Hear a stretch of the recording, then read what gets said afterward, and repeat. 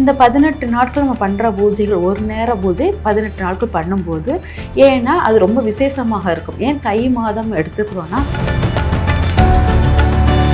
சிவன் வந்து ரொம்ப பவித்திரமானவர். அவர்கிட்ட நம்ம நெருங்கிறதுக்கு கொஞ்சம் எல்லாருமே பயப்படுவோம். ஏன்னா அவரை மாதிரி கொடுக்கவும் முடியாது, அவரை மாதிரி அழிக்கவும் முடியாது. கோவம் வந்து அவர் தான் அழிவு. அப்படிங்கும்போது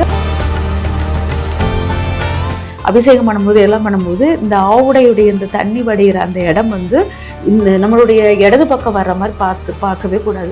வலது பக்கம் இருக்கிற மாதிரி பார்த்தா தான். இதில் எந்த ரூல்ஸும் கிடையாது. எந்த ஒரு இப்படி பண்ணணும் அப்படி பண்ணணும் நெறிமுறை இல்லை. ஆனால் சிவனால் கவரப்பட்ட பூஜை அது. ஏன் கவரப்பட்டது?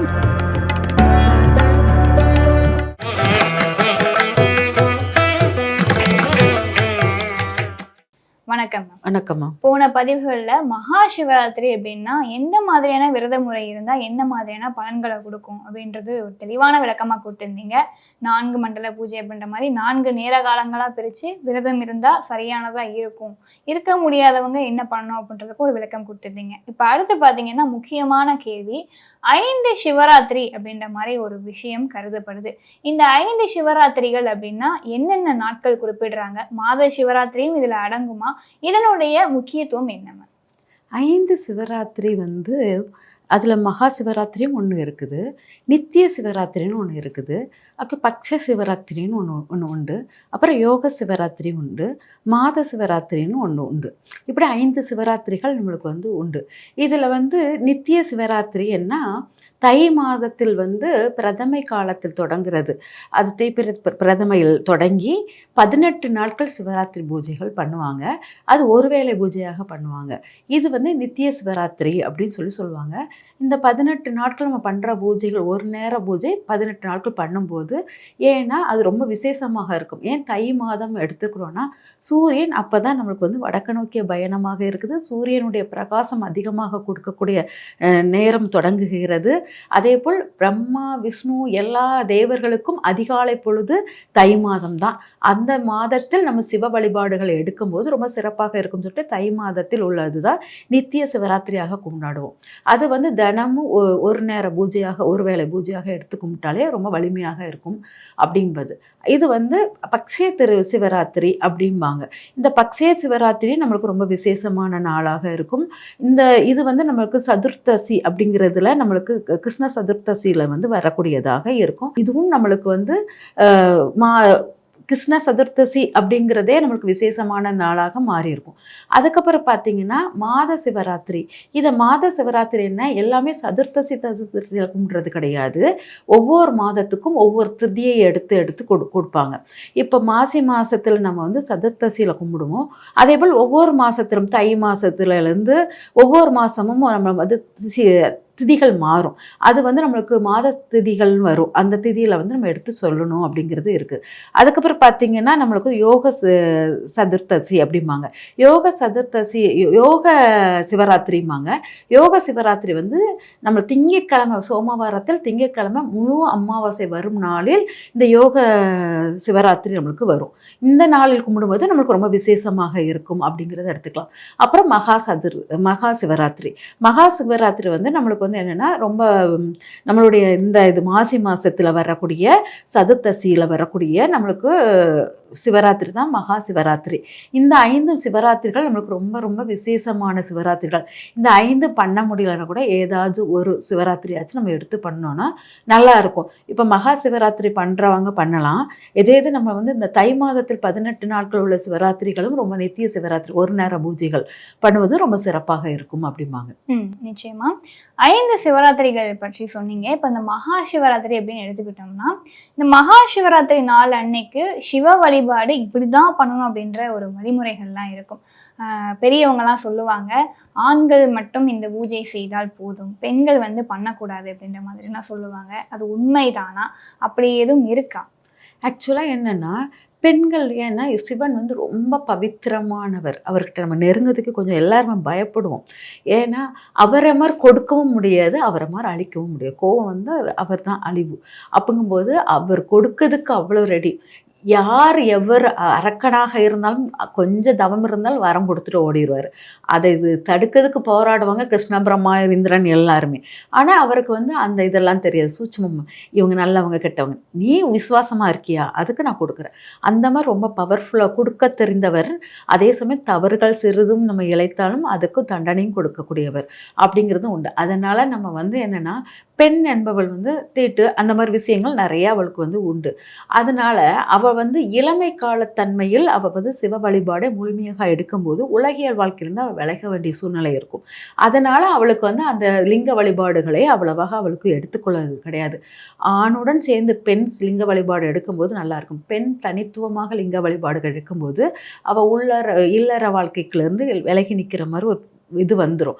அதனால அந்த இது வந்து பெண் வந்து அந்த சிவராத்திரியில் லிங்க வழிபாடுகளே பண்ண வேண்டாம்னு சொல்லியிருப்பாங்க. அது ஆண் மட்டும் பண்ணுவது சிறப்பாக இருக்கும் அப்படிம்பாங்க. ஆனால் சிவ வழிபாடு எல்லா ஆண் பெண் எல்லாம் பண்ணலாம். அதே மாதிரி சிவ வழிபாடில் இந்த ரூல்ஸ் நிறைய ரூல்ஸ் இருக்கு இல்லையா, இது கண்டிப்பாக பண்ணணும்னு அவசியமே கிடையாது.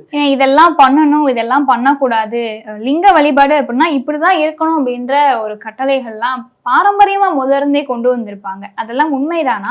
அப்படி இருந்தது அப்படின்னா லிங்க வழிபாட மகா சிவராத்திரி அன்னைக்கு நம்ம எதுவும் ஸ்பெஷலா பண்ணணுமா? லிங்க வழிபாடு வந்து எப்போவுமே அபிஷேக தண்ணீர் அபிஷேகம் பண்ணிக்கிட்டே இருக்கணும். அது ரொம்ப முக்கியமானது. நம்ம பார்க்கும்போது நம்ம பார்வைக்கு அந்த லிங்கத்துடைய அந்த இது இருக்கு இல்லையா, அந்த ஆவுடையுடைய அந்த தண்ணி வடைகிற இடம் இருக்கு இல்லையா, அது நம்ம பார்க்கும்போது நம்மளுடைய வலது பக்கம் இருக்கணும், நம்ம இடது பக்கம் இருக்கக்கூடாது. அபிஷேகம் பண்ணும்போது எல்லாம் பண்ணும்போது இந்த ஆவுடையுடைய இந்த தண்ணி வடிகிற அந்த இடம் வந்து இந்த நம்மளுடைய இடது பக்கம் வர்ற மாதிரி பார்க்கவே கூடாது. வலது பக்கம் இருக்கிற மாதிரி பார்த்தா தான் அது உங்களுக்கு ரொம்ப பலனாக இருக்கும். அதே மாதிரி லிங்க வழிபாடு வந்து பண்ணுவது ரொம்ப ரொம்ப நல்லது. அது வந்து நீர் ஊற்றி பண்ணிக்கிட்டே இருக்கிறது சிறப்பாக இருக்கும். ஆனால் பெண் தனியாக பண்ணினால் அவளுக்கு வந்து அந்த திருமண பந்தம், இந்த தாம்பத்திய உறவுக்குள் அவ்வளவு நாட்டம் இல்லாமல் போயிடும். அதோடைய பலன்கள் சுகங்கள் கிடைக்காது. அதனால தான் அவளை வந்து அவள் வந்து ஃபுல்லாகவே இதுலேயே ஐக்கியமாயிருவா அப்படிங்கிறது. ஆனால் அது ஒரு குறிப்பிட்ட ஏஜுக்கு அப்புறம் பண்ணிடலாம். ஒரு இளம் பருவத்தில் அதை பண்ண வேண்டாம் அப்படிங்கிறது தான் முக்கியமானது. இப்போ இந்த வழிமுறைகளை பின்பற்றலைன்னா கூட நம்மளுக்கு பிரச்சனை இல்லை. ஏன்னா இந்த சிவராத்திரி அப்போ வந்து ஒரு விஷயம் நடந்திருக்குது. எப்படின்னா, ஒரு வேடன் இருந்திருக்கான், அவனோட பசி ரொம்ப பசி. அப்போ ஒரு மான் வந்திருக்கு. அந்த மானை குறி வச்சு தாக்கும்போது, அது சிவராத்திரி அன்னைக்கு நடந்த விஷயம். குறி வச்சு தாக்க போகும்போது அந்த மான் வந்து பெண் மான், இருப்பா கொஞ்சம் பொறு, என் குழந்தை குட்டி இப்போ தான் குழந்தை பிறந்திருக்கு, அதுக்கு வந்து சாப்பாடெல்லாம் கொடுத்துட்டு நான் இது பண்ணிட்டு வரேன். ஒரு தாயாக இருந்தால் அவள் மன்றிட்டு, நீ வரலைன்னா என்ன செய்யறதுன்னு, என்ன இருக்கிறதுலே ரொம்ப கொடூரமான ஒரு நரகத்துக்குள்ள நான் போயிடுவேன். தப்பு செஞ்சவங்க எவ்வளோ பெரிய தப்பு செஞ்சவங்க அப்படி சொல்லிட்டு பெரிய நரகமான ஒரு இடத்த சொல்லி அது வந்து நான் வந்து என் சத்தியம் பண்ணி போகிறேன், நான் வந்துடுவேன் அப்படி சொல்லிட்டு போகிறான். சரின்னு சொல்லிட்டு அவள் வருவான், அந்த மான் வரும்னு சொல்லிட்டு இவன் வந்து ஒரு மரத்து மேலே ஏறி உட்காந்துக்கிட்டு வில்வத்தை பிச்சு சிவாய நம்ம சிவா சிவா சிவான்னு சொல்லிட்டே போட்டுக்கிட்டே இருக்கான்.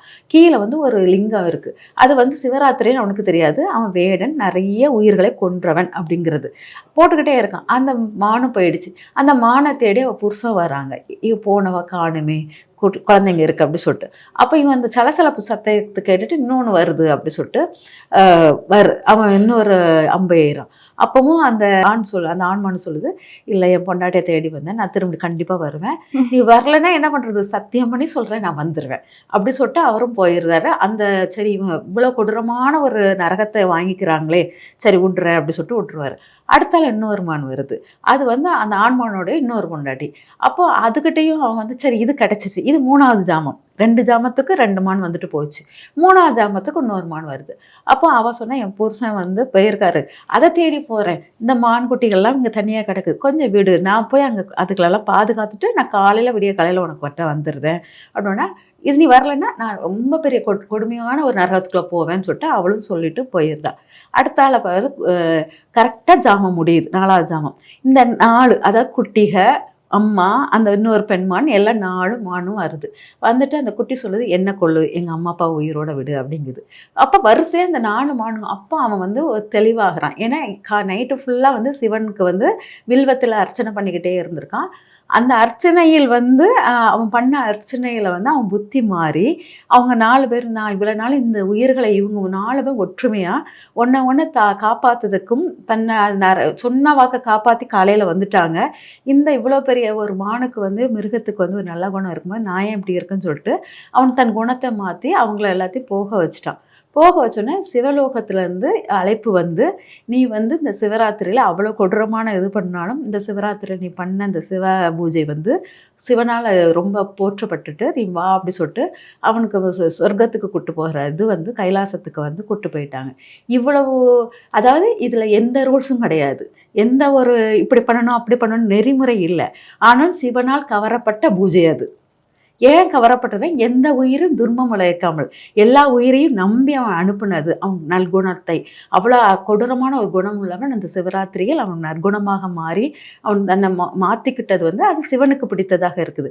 அதனால் இந்த சிவராத்திரியில் நம்ம எவ்வளோ ரூல்ஸ் போட்டாலும் இப்படி பண்ணி தான் ஆகணும் அப்படி பண்ணி தான் ஆகணும், நான் சொல்கிறேன் இல்லையா, எனக்கு பிடித்த ஒரு வழிமுறையை நான் பின்பற்றிக்கிட்டு இருந்தேன் இல்லையா, அதுவும் எனக்கு நல்லா கை கூடிக்கிட்டு தானே இருந்தது. அதனால நம்மளுக்குன்னு ஒரு ரூல்ஸ் போட்டு சிவ வழிபாட்டுக்கு இதுதான் பண்ணணுங்கிறது இல்லை. மனதில் அளவில் சுத்தமாக இருக்கணும், யாருக்கும் தீங்கு விளைவிக்காமல் இருக்கணும், நல்ல எண்ணத்துடன் நம்ம வந்து சிவ வழிபாடு பண்ணிக்கிட்டே இருந்தாலே சிறப்பாக இருக்கும். அதனால இந்த இதுக்காக தான் இந்த கதையும் வந்தது. நிச்சயமா இந்த பதிவுல நிறைவா ஒரே ஒரு கேள்வி, இந்த சிவ வழிபாடும் சிவ விரத முறை, மகா சிவராத்திரியில் விரத முறை அப்படின்றது யாரெல்லாம் கட்டாயம் இருக்கணும்?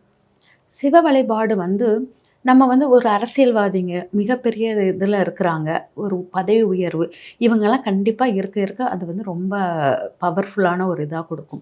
அதே சமயம் பார்த்திங்கன்னா நம்மளுடைய சில பேர் அதிகாரத்தன்மையிலே நிறைய இழந்திருப்பாங்க, தாங்கிற கௌரவத்தில், அவங்க சிவ வழிபாடு கண்டிப்பாக பண்ணணும். அமைதி நிலை இல்லாத ஒரு கோபத்திலேயே ஓடிக்கிட்டே இருக்கிறவங்களுக்கு சிவ வழிபாடு அமைதியை கொடுக்கக்கூடியதாக இருக்கும். அதனால் சிவ வழிபாடு, சிவநாமம் சொல்வது சிறப்பாக இருக்கும் அப்படிங்கிறது. அதனால் நம்மளுடைய இவங்க வந்து விரதங்கள் இருந்து சிவ வழிபாடு பண்ணுவது சிறப்பாக இருக்கும். உடம்பு முடியாதவங்க விரதம் இருக்கணும்னு அவசியம் இல்லை.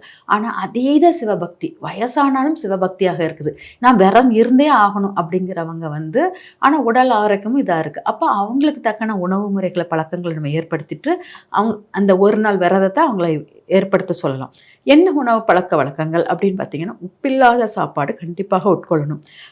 அதாவது நம்ம சக்கரவள்ளி கிழங்கு இருக்கு இல்லையா, அது வந்து ரொம்ப ஹெவியான உணவு. அந்த சக்கரவள்ளி கிழங்கை வந்து நம்ம வந்து உணவுகளை அன்னைக்கு சேர்த்துக்கிட்டு இருந்தாலும் அதில் உப்பு இருக்காது, அந்த மாதிரி உணவை எடுத்துக்கலாம். அதாவது பச்சை அரிசி சாதத்தை வடித்து அதில் வந்து நம்ம வந்து வெல்லம் கலந்து சாப்பிட்றதும் உண்டு. அந்த மாதிரி சாப்பாடுகளை நம்ம எடுத்துக்கொள்வது சிறப்பாக இருக்கும். அதனால் நம்ம வந்து பழச்சாறுகளை சாப்பிடலாம். பழச்சாறுகள் வந்து பழங்கள் சாப்பிடலாம், பழச்சாறுகள் சாப்பிடலாம். இதெல்லாம் உப்பு கலக்காதது, இதெல்லாம் ஜீரண உறுப்புகளை ரொம்ப டிஸ்டர்ப் பண்ணாது. இந்த மாதிரி உணவு வகைகளை எடுத்துக்கொள்ளும் போது உங்களுக்கு சிவராத்திரி பூஜைகளுக்கு தடையாகவும் இருக்காது. நிச்சயமா மகா சிவராத்திரி அன்னைக்கு யாரெல்லாம் வந்து விரதம் இருந்து எந்த மாதிரியான உணவு முறைகளை மேற்கொள்ளணும் அப்படின்றதுக்கும் 5 சிவராத்திரி அப்படின்றதுக்கும் ஒரு தெளிவான விளக்கம் கொடுத்துருக்கீங்க. ரொம்ப நன்றி. நன்றி.